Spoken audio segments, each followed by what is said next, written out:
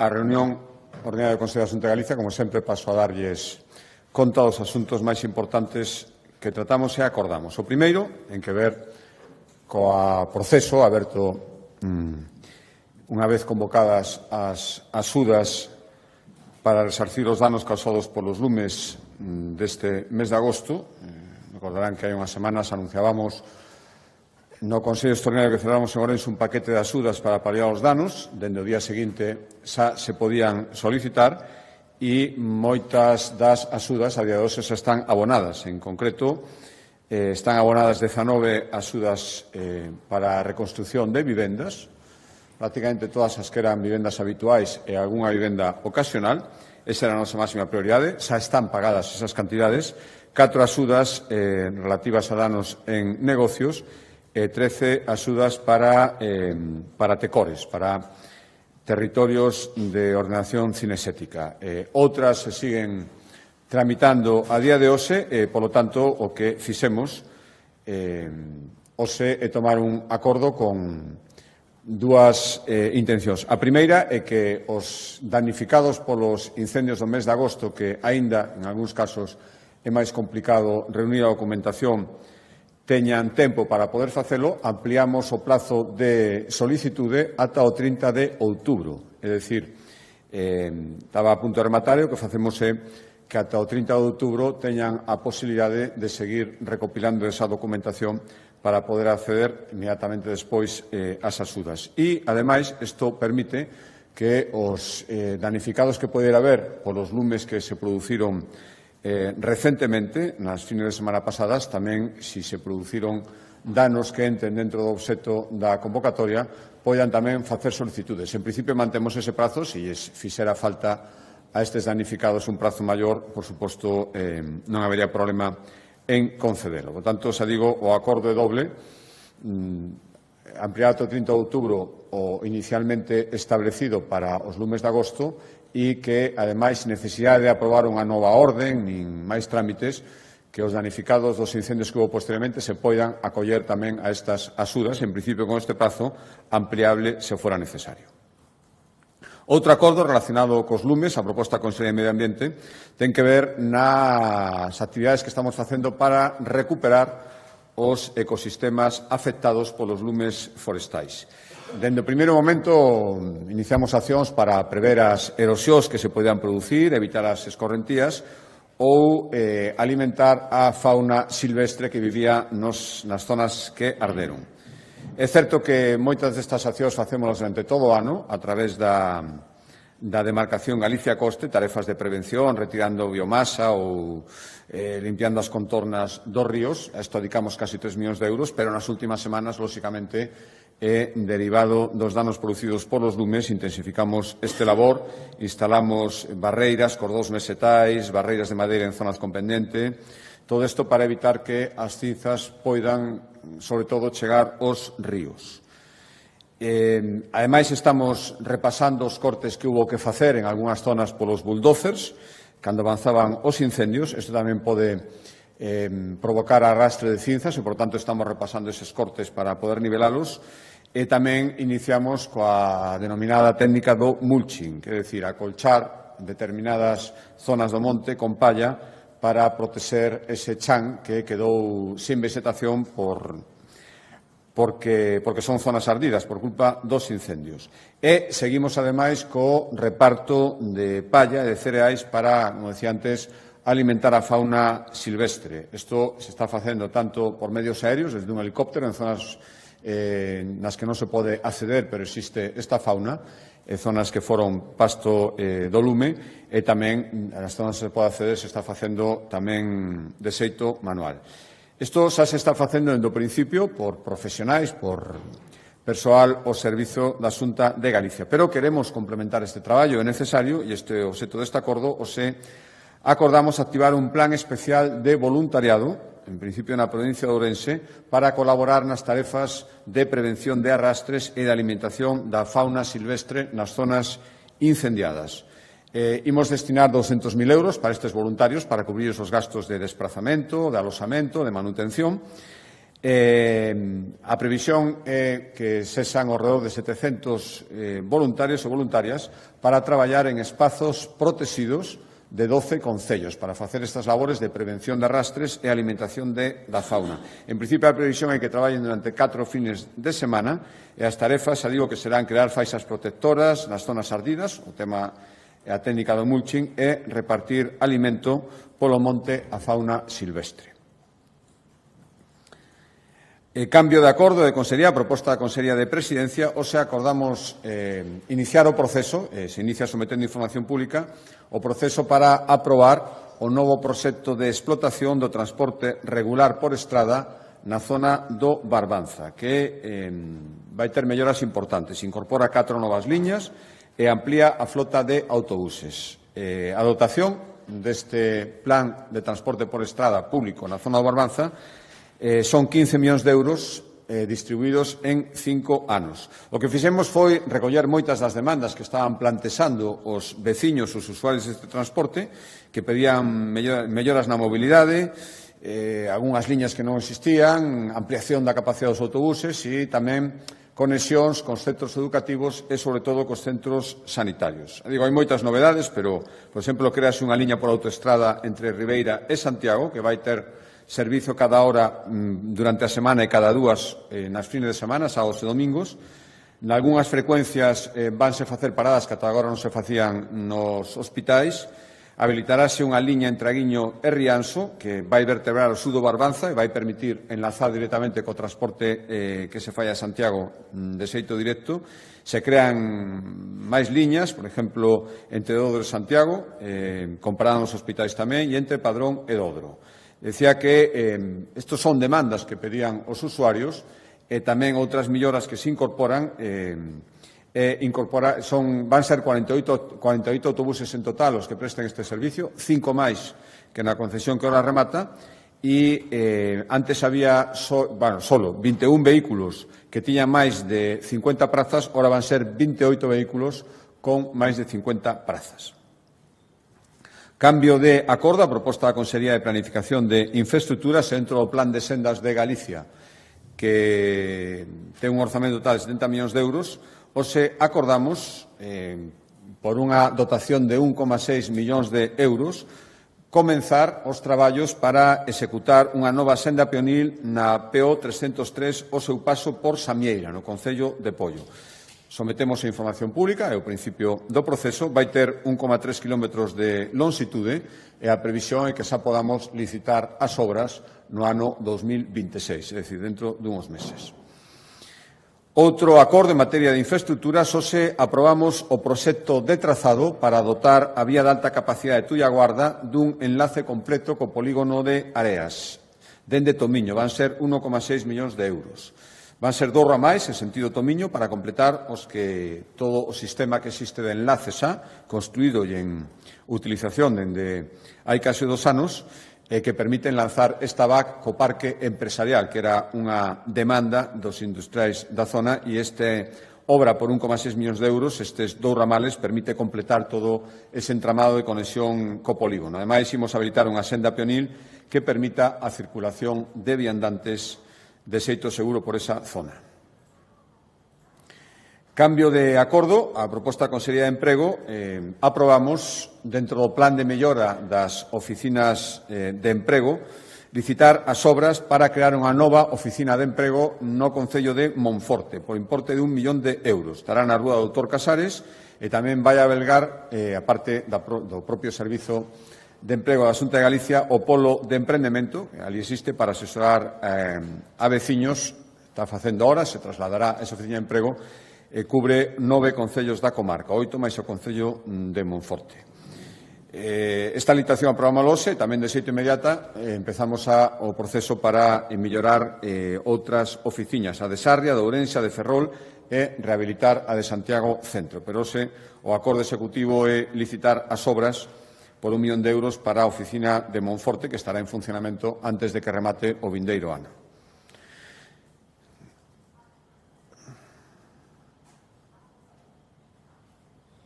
Cambio de acordo a proposta da Consellería do Mar, dentro dunha iniciativa pioneira que mantemos co apoio, coa colaboración da Universidade da Coruña, o Plan de Cultura Marítima, estou falando, que busca preservar o legado patrimonial e inmaterial vencellado ao mar en Galicia, que é moito. Xa había un primeiro convenio asinado coa Diputación con a Universidade da Coruña para avaliar o patrimonio marítimo de toda Galicia e hoxe ampliámolo para que, de todo o litoral galego, ampliámolo para que tamén se faga esta avaliación e esta catalogación do patrimonio marítimo, cultural marítimo, que existen nas illas galegas, é dicir, nas Cíes, Ons, Tambos, San Simón, Cortegada, Lobeiras, Sisargas, Sálvora e na isla de Rúa. É o mesmo traballo que se viña facendo a toda agora no litoral, buscar elementos vencellados, actividade pesqueira e vencellados tamén a tradición e a cultura marítima de Galicia. Nas nosas illas se sumará o inventario de bens inmobles da costa galega. O convenio son 315.000 euros.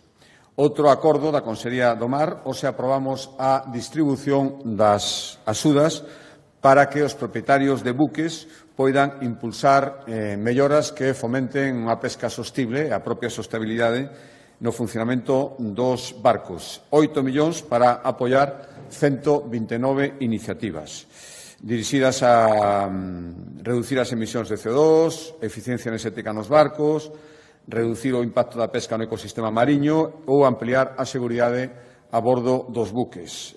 A maioría das solicitudes que se apoian son para cambio de motores por outros máis ecolóxicos, para modernizar ou instalar sistemas de comunicación por satélite, mellora nos aparellos de pesca ou reformas das instalacións dos buques, principalmente aseos, cociña ou comedores. A proposta, a cambio de acordo, a proposta da Consellería de Economía, hoxe aprobamos iniciar os trámites. Recordarán que hai pouco tempo aprobamos tamén os trámites para ampliar o polígono de Bertoa, no Concello de Carballo. Hoxe facemos o mesmo co polígono de Fraga Moreira, no Concello de Pollo. Son unha das zonas dos polígonos agora mesmo con maior demanda, con maior espera para instalación de industrias e, polo tanto, adicamos, ou se empeza o proceso para facer unha ampliación que rondará, non chega, pero por moi pouco, os 30 millóns de euros, digo, para dar resposta á gran demanda de parcelas que agora mesmo existe nesa zona para a ampliación dese polígono. O polígono vai contar con todos os servizos necesarios, conexión, rede eléctrica, media e baixa tensión, organización das parcelas, o necesario para que as empresas se poidan instalar. Isto está dentro do plan xeral da Xunta de Galicia de ampliación de polígonos en varios puntos en as 4 provincias. Queremos chegar aos 8,5 millóns de metros cuadrados de ampliacións dentro deste plan. Estamos facendo unha especial incidencia nas zonas de máis demanda, a provincia de Pontevedra, OE, e a previsión é actuar, aparte de aquí en Pollo, Fraga Moreira, na Estrada, Mos, Redondela, Vila García, Salvaterra ou Concello de Pontevedra. Cambio de acordo, a proposta, hoxe a proposta, sí, non un acordo executivo, unha avaliación que presentou a Consellería de Planificación de Infraestructuras e Vivenda respecto á marcha das actuacións que temos para complementar ou para ir complementando e dándolle cumprimento a ese compromiso de duplicar o parque público de vivendas que xa coñecen. Básicamente, faise con promocións directas da Xunta de Galicia, promocións de vivenda pública, pero tamén estamos traballando noutros frentes, noutras posibilidades. Un deles é obxecto deste informe que se coñeceu a Xunta de Galicia, que o que nos di é que este ano adicáronse 2 millóns de euros a impulsar a rehabilitación de vivendas municipais, que eran de titularidade municipal, co obxectivo de que logo se poñan en alugueiro. Son vivendas, ademais, en concellos rurais, a inmensa maioría, e neste ano rehabilitáronse 39 vivendas en 24 concellos. Son concellos, como decía, de ata 30.000 habitantes, ás veces moi pequenos, poden recibir ata 57.000 euros por vivenda rehabilitada e as achegas deste ano, estes 2 millóns de euros, deron para rehabilitar 15 vivendas en 15 concellos da provincia de Ourense, 7 na de Lugo, e despois un en Pontevedra e outro en Coruña. É dicir, localízase sobre todo en pequenos concellos onde existe unha demanda e, de feito, estas vivendas rehabilitadas pasan inmediatamente a ser ocupadas en alugueiro social. Dende que empezamos esta colaboración, este ano foron 2 millóns de euros, destinamos contando estes 12 millóns de euros, o que se traduciu en 316 vivendas rehabilitadas, 316 vivendas de titularidade municipal rehabilitadas en moitos concellos, a maioría, casi todos, pequenos e de carácter rural. Cambio de acordo de Consellería, como sempre facemos, unha vez que está pechada ao proceso de matrícula nos diferentes niveis educativos do ensino público en Galicia, facemos todos os anos, unha análise de como quedou a matrícula respecto á formación profesional, á revolución silenciosa que tantas veces temos dito que se está producindo en Galicia respecto a esta modalidade educativa. Os datos avaliados no Consello da Xunta de Galicia amosan que, unha vez máis, un ano académico máis, o éxito da formación profesional, a súa aceptación entre a xente nova especialmente, non só, porque tamén hai cursos para adultos, pero a xente nova cada vez máis opta por este sistema. Chegamos a un récord histórico de alumnos en FP neste curso, 71.200 matriculados, que é un 3,5% máis que no ano pasado, que xa fora 2.400 alumnos e alumnas máis, xa fora unha cifra récord, e máis do dobre que no curso 2008-2009, que eran 34.700, e ahora estamos en 71.200. A matrícula medra en todas as modalidades de FP, en todas as provincias e en todos os ámbitos, tanto nas cidades como nos concellos máis pequenos. Por darles algún dato máis, a mitad dos alumnos opta por un ciclo superior, é dicir, por completar os ciclos, 37.800, o 26.250 por un ciclo de grado medio e 5.600 por ciclos formativos básicos. Tamén as titulacións de alta especialización, que son exclusivas de Galicia, impartense aquí nada máis, aumentaron a matrícula nun xeito moi sensible, un 30% máis respecto ao ano pasado. E tamén medrou unha cuarta parte, un 24,5%, os alumnos que optan por facer másteres de FP, e tamén aumentou un 15% a matrícula na formación que é directamente para a formación profesional dual. As familias profesionais con maior aumento de matrícula foron as que teñen que ver coa seguridade do medio ambiente, o téxtil, as actividades físicas e todo o que ten que ver con edificación e obra civil en consonancia coa actividade de construción de vivendas que se está experimentando sobre todo no último ano. Hai unha boa acollida tamén das modalidades, das novedades implantadas no curso pasado e que agora teñen o seu reflexo nas novas matrículas. 162 alumnos cursarán unha formación acelerada que lles vai permitir adquirir competencias en menos tempo que un ciclo convencional para formación de altísima demanda e 78 matriculáronse na nova FP básica para adultos. Decíalles que a maioría é xente nova, pero tamén temos esta modalidade. Estes datos o que avalían é que a formación profesional sigue medrando en Galicia, unha magnífica nova, porque ademais cada vez procuramos máis aceitar a oferta formativa coa demanda do mercado, que creo que unha das claves, probablemente a maior, do éxito que está tendo a matrícula que nestes anos, insisto, máis que se multiplicou, máis que se doblou.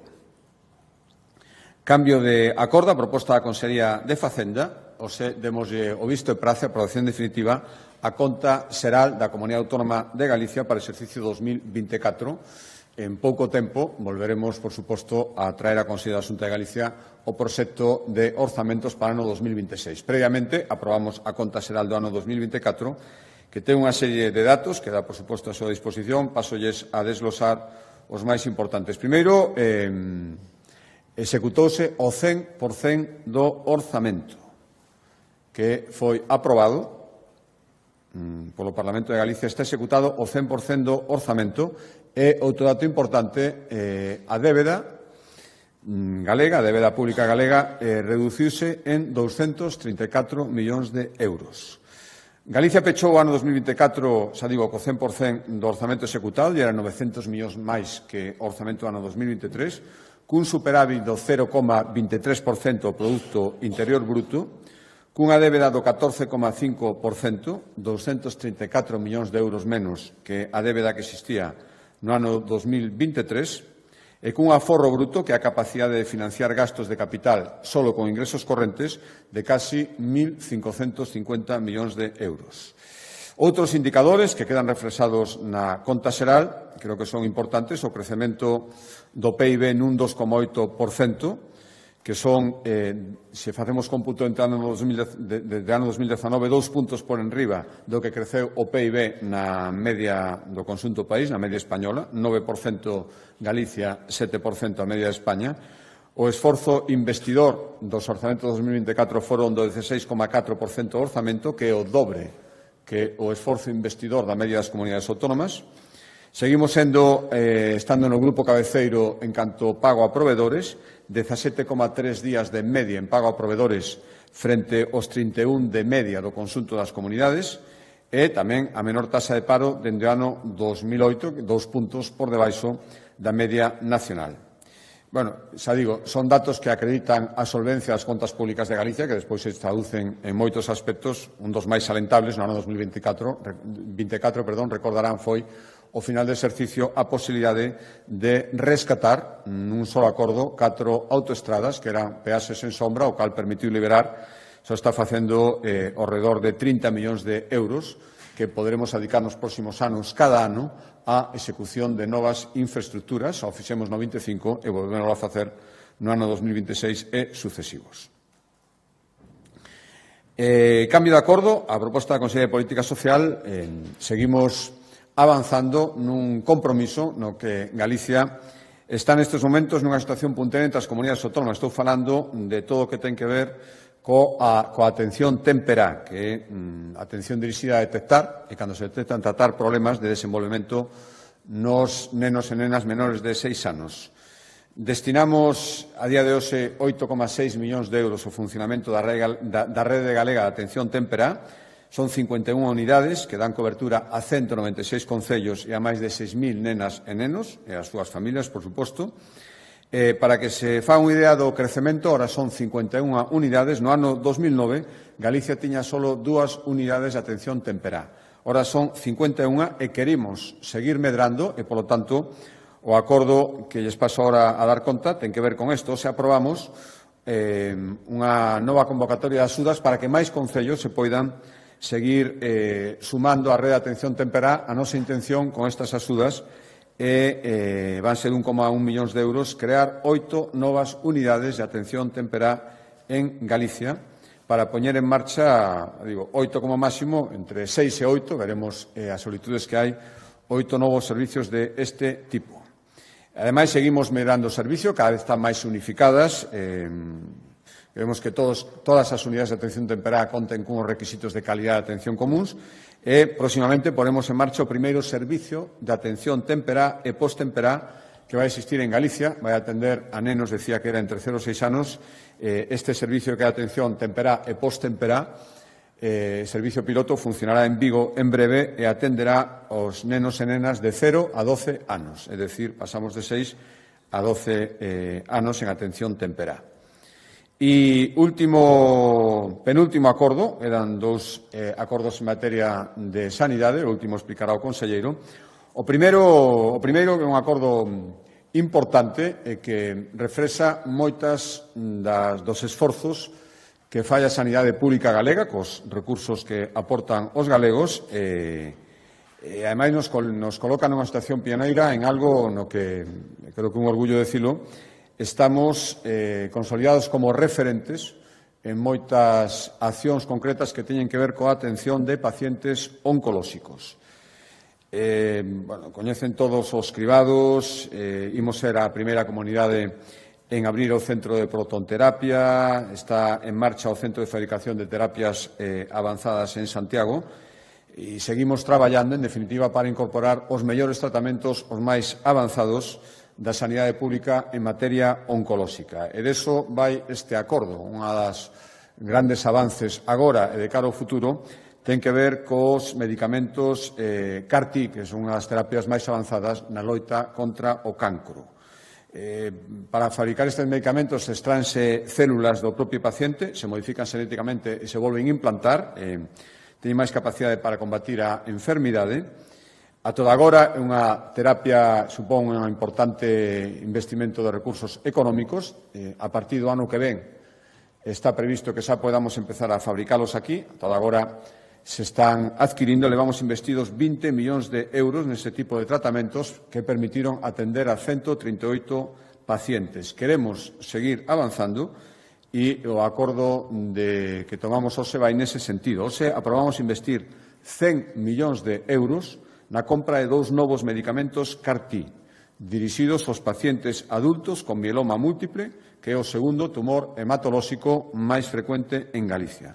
A previsión é poder atender a 250 persoas con este tumor, un investimento de case 400.000 euros por paciente que demostra o esforzo que seguimos facendo en atención oncolóxica e procurar chegar en todo o que podamos a todos os pacientes con independencia, tendo en conta, lóxicamente, o esforzo moi importante en materia económica que falla a sanidade pública e, polo tanto, fan todos os galegos. 100 millóns de euros na compra de 2 novos medicamentos CAR-T para atender o mieloma múltiple.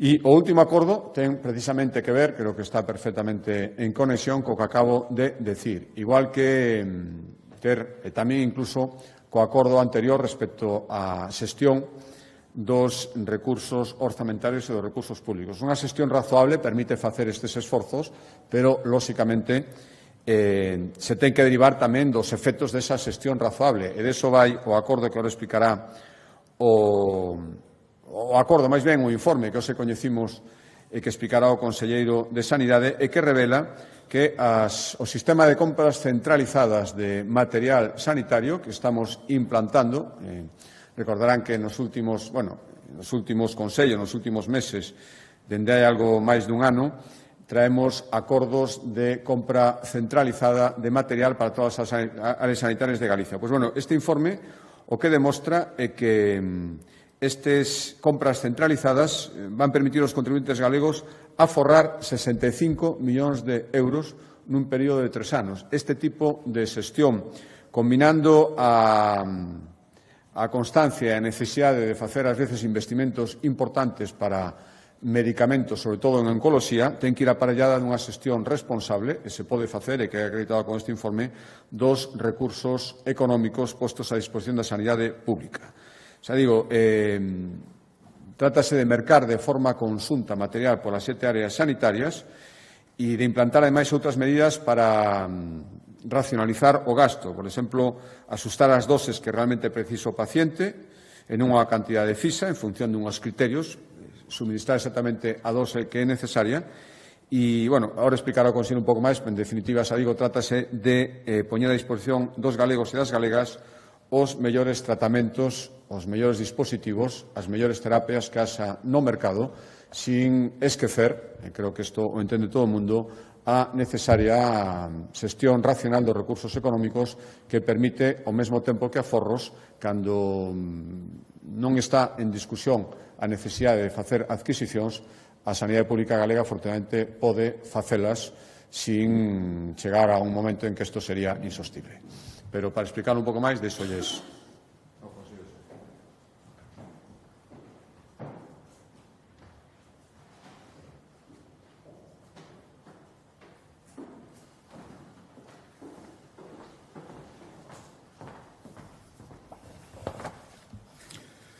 Bo día.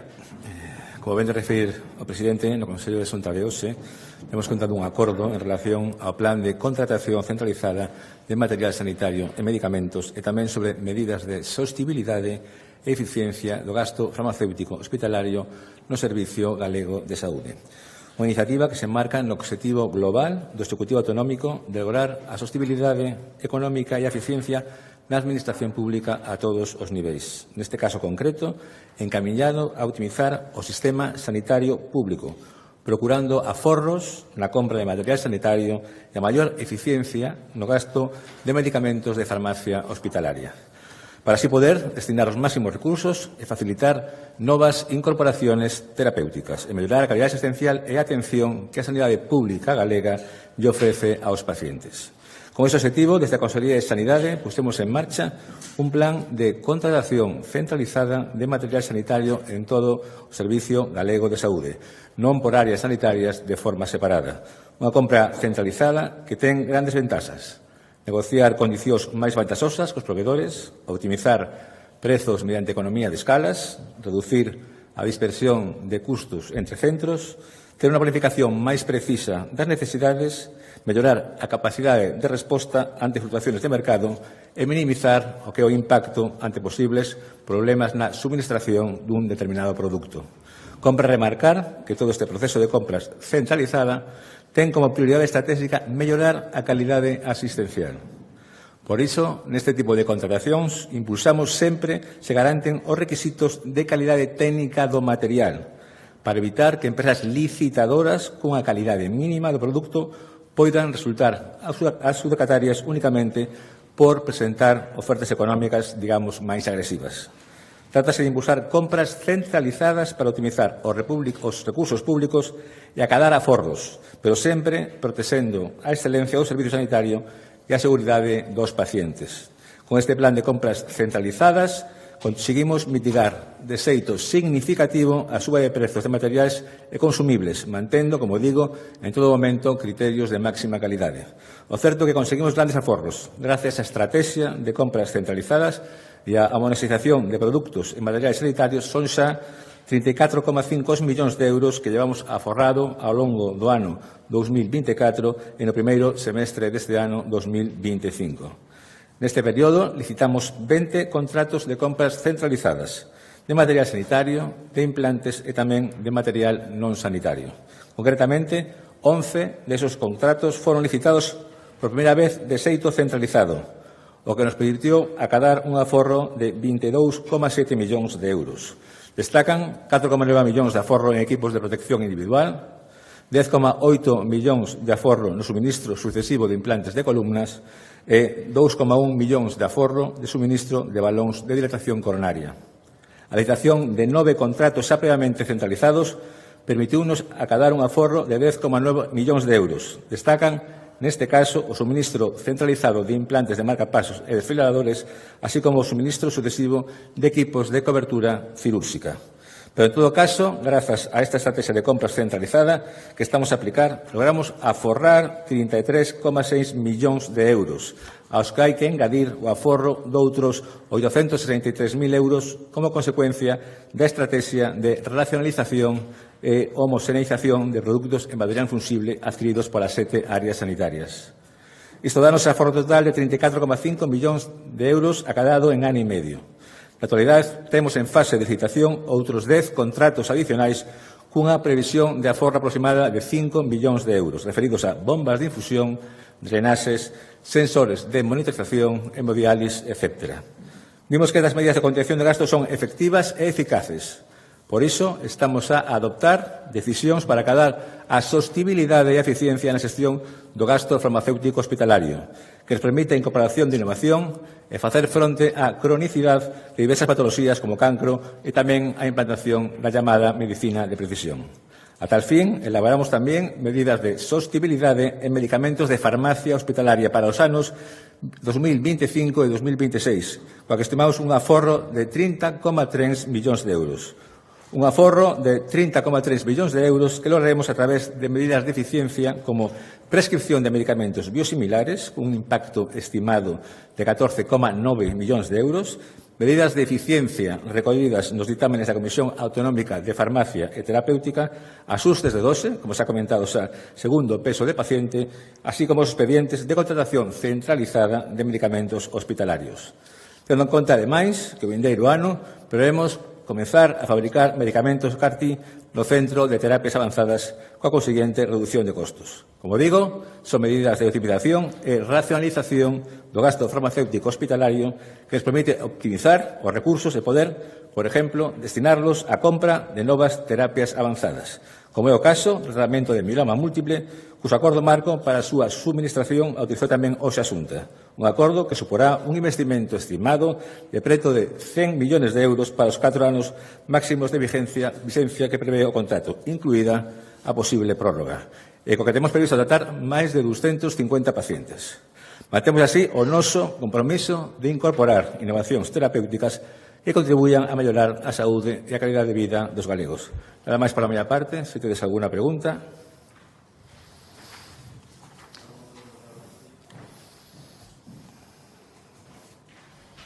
Bo día, conselleiro. A marxe do plan que acaba de presentar, eu quería preguntarlle sobre os robots Da Vinci.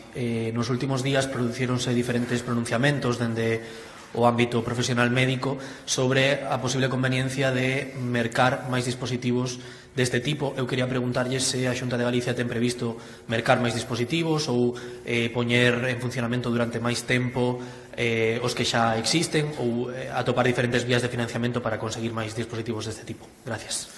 Bien, vamos a ver, a cirugía robótica é, sin ninguna dúbida, o desenvolvemento futuro de que é toda a cirugía, ¿no? Neste momento, na Consellería de Sanidade, estamos a avaliar todo o que se ha feito con os dispositivos de cirugía robótica nos últimos anos, ¿no? Para ver realmente como si os indicadores de beneficio desta tecnoloxía pues, se cumplen a nosa valoración, ¿no? Incluyendo duración das intervencións, tempo de alta, necesidade de transfusións, bueno, diferentes criterios para evaluar como é realmente esta tecnoloxía, ¿no? Por suposto que no futuro va a haber que incorporar máis tecnoloxía robótica nos sistemas sanitarios. Sin embargo, hai que facelo de unha maneira que sea realmente racional, ¿no? Porque esta tecnoloxía é moi boa, pero ten un alto costo. Por tanto, temos que facer un equilibrio entre as necesidades do noso sistema sanitario e realmente a necesidade que temos de tener máis ou menos dispositivos de cirugía robótica.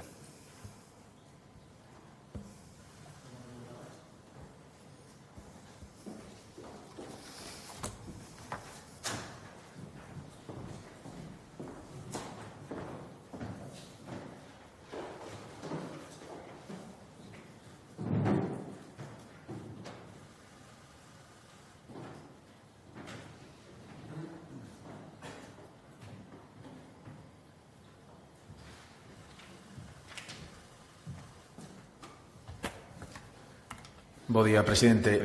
Tres cuestións. A primeira, o secretario de Estado de Política Territorial pois avanzaba que o próximo ano vai haber dúas novas competencias para Galicia. O que prácticamente descartaba era a transferencia da P9. Parece que segue pois o Goberno sen disposición, sen facilitar ese traspaso que lle parece.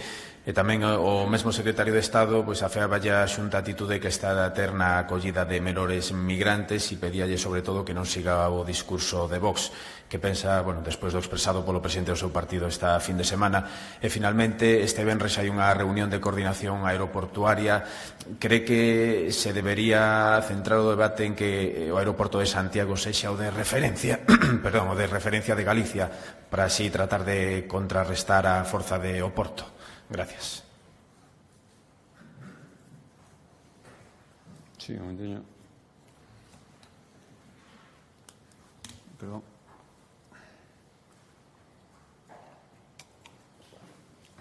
Sí, vamos a ver. Imos ver a primeira pregunta. Eu agradezo a nova disposición do Goberno Central a facilitar a transferencia de competencias e que medre o autogoberno de Galicia. Agradezo ademais porque é un cambio total, ¿no?, respecto á declaración de independencia que decían que era a lei do litoral, a emenda a totalidade que tivo que facer o Tribunal Constitucional. Supoño que algo aprenderían, por lo tanto, a actitude, polo menos, é diferente. Veremos en que queda, si finalmente, porque é moi fácil falar, despois hai que demostrarlo. Nos temos, creo que ben planificado e ben argumentado, dende todos os puntos de vista, as razóns e o proceso para esta transferencia. Agardo que isto vaya rápido. Si se quere, podémoslo facer. Aparte, son competencias a que ten que ver, por exemplo, cos permisos de traballo que están demandando moitísimos empresarios para que se faga dun xeito máis áxil. E agardo que se é unha realidade esa boa disposición. Lamento que en outras cousas, supoño que porque viría con instruccións políticas concretas dos seus superiores, digan que non o traspaso da titularidade que aquí apoiaba o Partido Socialista, incluso que nos están contando de posibles, lanzan globos sonda de vez en cando, compromisos electorais na campaña de gratuidade, e despois resulta que transferencia de titularidade absolutamente nada. Seguiremos insistindo, porque creo que nos avalan as razóns, unha demanda, creo que prácticamente unánime, da sociedade galega, e ademais é que estamos no momento axeitado e os estudos económicos, por lo menos que están ben feitos, avalan que incluso sería menos costoso económicamente que manter todo o sistema actual ata o fin da concesión. Agardo que rectifiquen esta materia, igual que noutras, os dous recursos de inconstitucionalidade planteados sobre leis aprobadas polo Parlamento galego que afondaban a nosa capacidade de autogoberno tamén, o poder obrigar as empresas eléctricas chegado un tempo de vida a repotenciación e, polo tanto, desaparición do número de muiños de vento que están nos montes. Inda non sabemos, máis alá de quen lles pudo presionar, por que o Goberno non está de acordo coa reducción de aeroxeradores nos montes galegos e tampouco sabemos por que non está de acordo en que os dependentes se lles poida facer unha valoración moito máis áxil e poidan cobrar canto antes. Isto tamén hai que falarlo co Goberno e isto tamén agardo que se poida solucionar, aínda que estes dous recursos de constitucionalidade non demostran moi boa vontade, senón todo o contrario. Respecto á seguinte pregunta, supoño que se dixo eso o secretario de Estado viría con bastante pouca información e tamén viría repetindo consignas que lle foron trasladadas desde instancias superiores. Non vou abundar outra vez na disposición que sempre mostrou Galicia, terra acolledora, pero na necesidade de que se faga de xeito planificado e con recursos económicos, que a día de hoxe isto non se está producindo en absoluto, senón a cuentagotas, con secretismo e con total improvisación, sacándose, para entendernos, un problema de encima. E este é o discurso, de logo, da Xunta de Galicia, e coincide co discurso do meu partido. Esta fin de semana, en Murcia, abordamos o tema da inmigración e abordamos dun xeito que estou seguro que conecta con a imensa maioría de españoles e todavía con máis seguridade co que pensa unha gran maioría de galegos. Somos terra acolledora, pero hai propostas que teñen todo o sentido, que se fan con sentidiño para entendernos, e que facilitan unha inmigración planificada, ordenada, e que veña a aportar, igual que os galegos fomos a aportar cando tuvimos que salir fora a buscar millores condicións de vida ou a buscar unha vida directamente. Respecto á terceira pregunta, veremos o que sae desa reunión. De logo, a Xunta de Galicia vai coa mellor das vontades e cun convencemento, que creo que é perfectamente entendible, de que o Goberno central, que é maioritario en AENA, ten que implicarse na solución dun problema que, en gran parte, está, vimos agora, esta retirada de aerolíneas, o que se nos conta, causa efecto directa unha subida das tasas que provoca unha retirada das líneas. Por lo tanto, quen tenga capacidade, primeiro, para decidir sobre as tasas, e segundo, para facer unha coordinación da política aeroportuaria coa colaboración de todas as administracións, por suposto, que estamos directamente interesadas, por suposto, pero ninguén entendería que falemos de coordinación aeroportuaria sin que este sentado á mesa o titular dos aeroportos e, por tanto, quen pode tomar as decisións.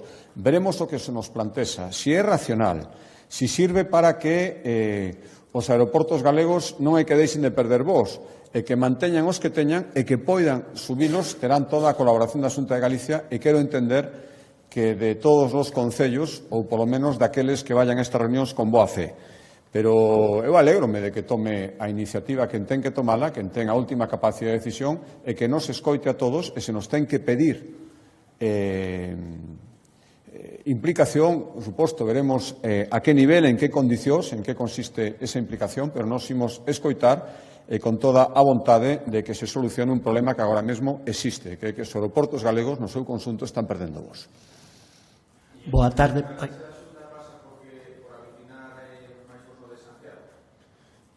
Creo que a día de hoxe, o que temos que facer é escoitar, a ver o que nos propoñen e en que consiste. Non eludo esa pregunta nin a resposta, pero creo que é lógico que nos teñen que decir exactamente que o que propoñen, aparte vai no plantexar con representantes dos territorios os que habrán en eses tres aeroportos e a Xunta de Galicia que está concernido por os tres. Imos ver, xa era hora de que se deran conta de que así non podíamos seguir. Ola, pregunta sobre 3 cuestións. A primeira delas é sobre Altri. Se considera que a decisión do Goberno Central de non conceder a subestación e pechar a conexión eléctrica supón, por dicirlo así, que poida haber un carpetazo a que Altri se instale na Ulloa, ese proxecto. E tamén sobre Altri, si ten opinión sobre o anuncio xa mañán de varios colectivos de que van presentar unha demanda xudicial en Altri sobre a concesión de augas a respecto deso. A segunda cuestión é sobre a taxa turística, que esta semana hoxe implantase na Coruña, esta semana vai empezar a implantarse en Santiago. No pasado vostede ten dito que esta taxa a veces podía suponer o risco de dar a imaxen de que Galicia estaba masificada turísticamente, cando non é así. Entón, si mantén a súa opinión, si ve positivo a implantación desta taxa. E a última cuestión é a súa opinión personal sobre Gaza, si vostede considera que é un xenocidio ou non o que está pechando ali. Gracias. Sí, a primeira pregunta, primeiro, a decisión que coñecimos a semana pasada, anunciada non polo Goberno, sino polo portavoz do Partido Socialista en Galicia, polos seus secretarios, era unha decisión absolutamente política, baseada en criterios políticos, non hai outra razón e non recibimos ninguna outra explicación. Eu volvo a recordar que se están concedendo fondos, conexións eléctricas a empresas, a proxectos empresariais que non teñen nin siquiera iniciado a súa tramitación ambiental. Por tanto, eu creo que isto entende todo o mundo, alá cada un coas súas consecuencias e co que isto supón. A decisión de deixar a Altri sin conexión supón, e o sabían e o fixeron conscientemente, aínda sabendo, deixar sin conexión a toda unha provincia. Polo tanto, cada un terá que ser responsable das decisións que toma e a empresa terá que avaliar, sacou un comunicado dicindo que iba a coñecer as razóns, si as explican, en función deso, facer alegacións ou tomar determinacións. Eso se corresponde á empresa. A Xunta de Galicia avaliou o proxecto e os técnicos da Xunta de Galicia, vou a decir unha vez máis, en tronco coa segunda parte da súa pregunta, avaliaron, dende o punto de vista ambiental, a viabilidade do proxecto. Se xa a partir de aí, todos os recursos, xa coñecemos todo o que pasou, todas as manifestacións que hubo, a partir de aí, se alguén decide unha demanda judicial pola concesión de augas, eu podo decir que todo foi avaliado técnicamente e, polo tanto, por eso se lle gusto bo. Se alguén quere recurrir, por suposto, está no seu dereito, e se recurre de boa fe e sin motivos políticos, pois entonces nada que decir. Se o fai simplemente por seguir continuando unha libertad política, pois se califican por si mesmos. Respecto á taxa turística, efectivamente, dixemos no seu momento porque o que pensábamos da taxa turística, pero tamén, creo que nun respeto, igual que respecto ás zonas tensionadas, das decisións que podan tomar os concellos, dixemos que habilitaríamos a posibilidade de que se fixera. Eso sí, pusemos unhas condicións que estaban na norma que creaba esa taxa turística a nivel autonómico, que eran que revertera, e que ademais se vira claro esa conexión entre a recaudación ou a súa repercusión directa no ámbito turístico, eso primeiro, e segundo, que fora consensuada co sector. Bueno, Coruña acaban de implantala. Está o sector, é certo que non o recurriu, pero está manifestándose, dicindo que non houve diálogo con eles, e en Santiago xa sabemos o resultado. Hai un recurso do sector turístico porque dixo que, bueno, según manifestan eles, nada se falou, polo menos coa maioría deles, o este o que din e este o que leva o recurso contra unha taxa que non están de acordo. É unha decisión municipal, cunha habilitación previa a nivel autonómico. A taxa como mensaxe, polo menos como mensaxe que se estaba lanzando cando se solicitaba polos concellos que a querían instalar, eu dixen e sigo pensando que había que ter moito cuidado, facelo con moito sentidiño, porque podía transmitir esa imaxe de que o problema é que veñen demasiados turistas e, polo tanto, hai que poñer algún tipo de límite, algún tipo de elemento disuasorio. A partir de aí, cada concello ten a súa responsabilidade e a partir de aí, se fai as cousas ben, non debería ter problemas. Se non fai as cousas ben, pois empezan a verse os problemas que estamos vendo agora. E respecto á terceira pregunta, mire, a mí xa me preguntaron isto directamente e dixen a miña opinión persoal, e volvo a repetila. Me parece unha masacre, unha salvasada. Tamén me parece... Eu non teño outra atadura política que o que creo na miña conciencia. Pareceume increíble outro día que non foran capaces de decir o mesmo respecto ao que está facendo jamás os grupos políticos da oposición ao Parlamento de Galicia. Creo que o retrata eles tamén. Boa tarde. Queríalle preguntar, retomando o tema de Altri, os motivos polos que hai un atraso con respecto ás previsións para que estivese a avaliación ambiental integrada, prevíase inicialmente para antes do verán, estamos en outono, e tamén se con este contexto actual existe a posibilidade de que a Xunta non conceda a autorización definitiva a este proxecto. Grazas. Sí, mire, cada día estamos coñecendo novas bastante condicionantes do futuro deste proxecto. A última que acabo de comentar, unha decisión política de deixalos sin fondos e sin conexión, como se nos confirmou a semana pasada. Nos estamos cumprindo exactamente o proceso marcado pola normativa. Primeiro foi a avaliación e queda autorización ambiental. Si no camiño, acaba de preguntarme o seu compañeiro, a empresa toma outras decisións, pois xa non terá sentido. Se non, seguiremos cumplindo os trámites. Agora, en fin, é curioso, ¿no?, que todos que pasa porque non hai autorización ambiental nun procedimento que xa se dixo dende o Goberno que é inviable porque non vai ter conexión. Creo que habería que preguntarse cales son as razóns para que se tome esa decisión sin ninguna explicación antes ou, polo menos, ao mesmo tempo que como vai o proceso de no eido ambiental que ata agora a Xunta de Galicia amosou, creo que o está levando dun xeito estricto e polo libro. Moi boas, presidente. Cambiando de tema, en relación á Lei de Prevención en Adiccións de Menores, dúas cuestións. A primeira, en relación á decisión de retirar do proxecto de lei as sancións aos concellos que non combatan os botellóns con capacidade de facelo. Gustaríanos saber cal foi o motivo que levou a esta decisión. Logo, en relación ás alegacións presentadas polo sector e a Confederación de Empresarios sobre as queixas que equiparan as bebidas enerxéticas ás drogas, que non existe ningún tipo de legislación similar noutras rexións europeas, se cabe a posibilidade de que ao longo do trámite parlamentario se vai a facer algún tipo de concesión ou atención a este malestar no sector a través das alegacións ou que se poida atender aos requirimentos e suavizar as restriccións sobre este tipo de bebidas. Mira, a primeira, troncando un pouco coa resposta anterior, a norma, antes de ser aprobada efectivamente polo Consello da Xunta, leva unha serie de trámites, tamén trámites de carácter xurídico, informes de asesoría, e se nos indicou que esa posibilidade, que estaba prevista inicialmente, é certo, de que a Xunta sancionara directamente os concellos,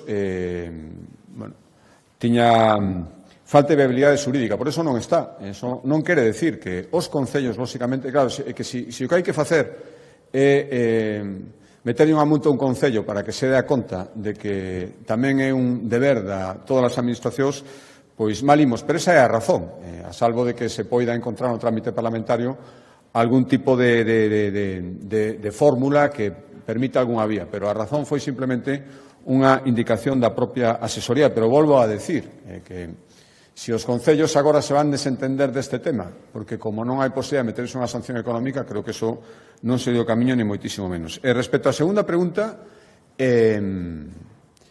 nos escoitamos o sector e sabemos o que pensa o sector, non todo, pero é certo que unha parte importante dos seus representantes, por lo tanto, cando se toman decisións deste tipo é escoitando a todo o mundo, pero eso non quere decir que por escoitando e respetando o que che poida decir unha parte de todas as circunstancias que aquí concurren, non quere decir que ao final non teñamos que facer aquelo que creemos que hai que facer. E as opinións científicas, os expertos consultados neste tema tiñan poucas dúbidas, polo tanto, ao final, o resultado é o que é.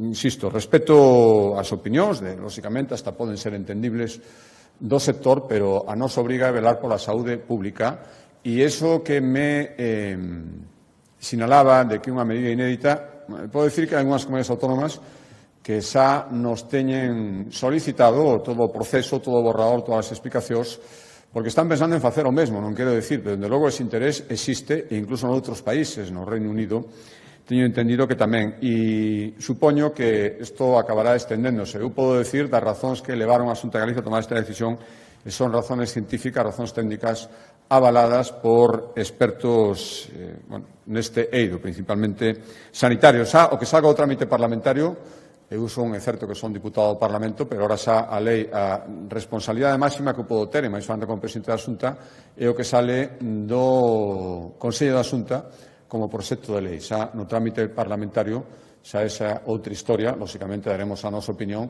pero queda o que falen os grupos entre eles. Bo día, presidente. Eu sobre Gaza quería preguntarlle non sobre a súa posición ao respecto, senón sobre o debate político xurdido arredor dese asunto.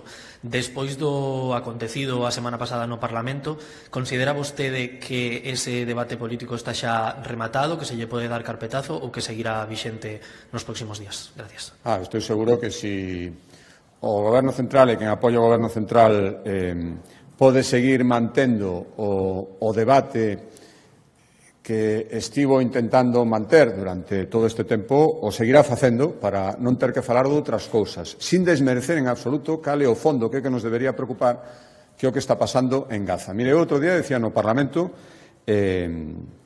advertía incluso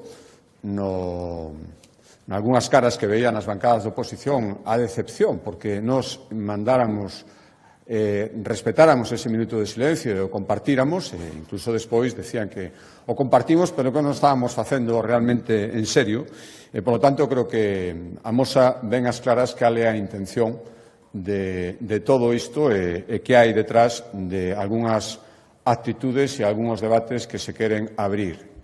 Por si fixera falta algo máis, a negativa a condenar, nin sequera a mencionar, os asesinatos de Hamás, e a exigencia absoluta respecto a outra parte di que isto non vai de decir que está morrendo moitísima xente en Gaza, unha auténtica masacre, unha salvasada, sino de outra cousa. Moi ben. Moitas gracias.